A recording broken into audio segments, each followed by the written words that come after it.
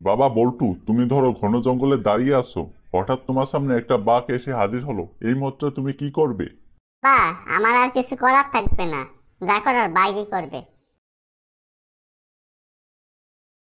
কিরে বল্টু, দুদিন পরে না তোর পরীক্ষা, তাহলে পড়ালেখা করিস না কেন? বাবা, পরীক্ষার এতই চাপ যে পড়ারই সময় পাইতেছি না।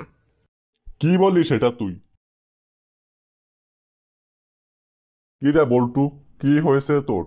স্কুলে স্যার মেরেছে। কেন পড়া পারিসনি? পেরেছিলাম তো। তাহলে তোকে মারলো কেন? স্যার আমাকে প্রশ্ন করেছিল, 5 আর 2 কত হয়। আমি প্রশ্নের উত্তর দিয়েছিলাম 7 হয়।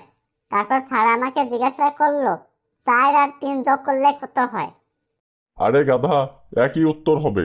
বাবা, আমিও স্যারকে এই একই কথা বলেছিলাম। কিরে বল্টু, কি করতেছিস? আমি একটা জিনিস নিয়ে ভাবতেছি। কি ভাবতেছিস?